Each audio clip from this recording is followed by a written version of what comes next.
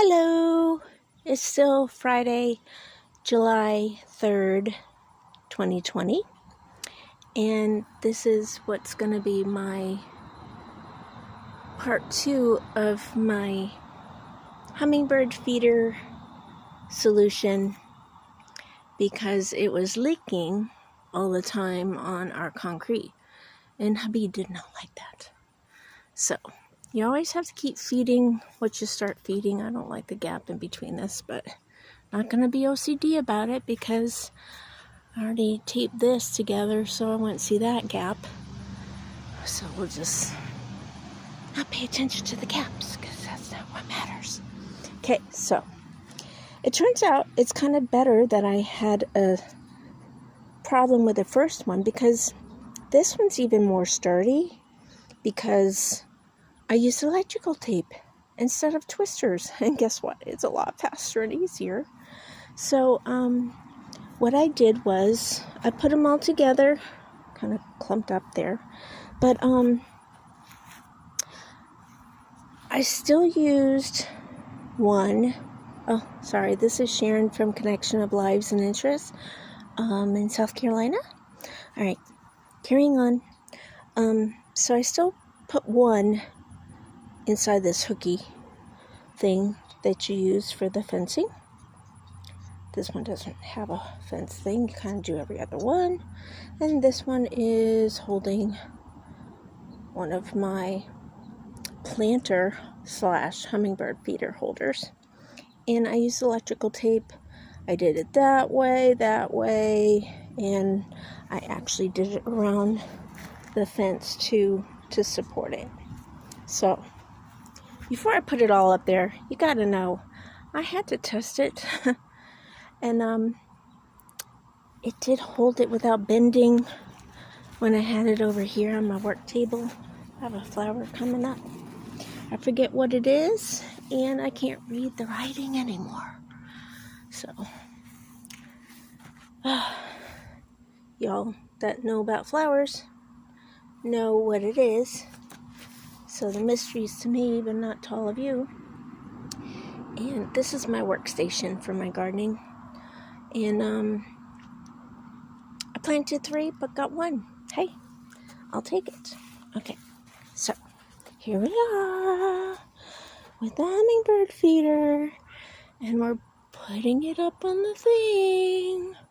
Remember, I had one before and it bent over, and this one has 3 taped together, and the verdict is it didn't bend.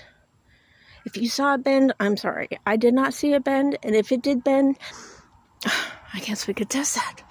I could pay attention instead of filming, right? Did it bend? Okay, so it moved a little bit. It kind of bent a little bit, but hey, it's okay. It's gonna feed the hummingbird. Okay, so hopefully he'll be happy with the location because it's not that far from where it was before. Because if you see my finger, wait for my finger to show up, there it is. It was right there, with the chain. So it's right here. So hopefully he'll still be happy. But it's better than my husband taking it down completely. Because once you feed something, people, you gotta keep it going through the season. And then if you decide to stop, like, we didn't always live here. We just moved here last summer. It's going on a year in August. And the other people did not feed hummingbirds. But I noticed that my neighbor fed hummingbirds 2 houses away. And here you are. We're joining the community of feeding hummingbirds. And I hope to let them grow in numbers with the feeders. Thank you for watching. I hope that this has helped somebody in some way with their solutions of feeders that are dripping on their concrete or porches like ours is. Hey, if it drips on the dirt and there's ants way over here, it's okay. Hubby just didn't want it on the concrete and right where our doggy Cosmo, who's also on YouTube. This is his yard. that has been fenced in. So that's his domain. And we're on this side of his domain. So it's okay. We're going to share the space. All right. Thank you for watching. Stay safe out there. Stay healthy.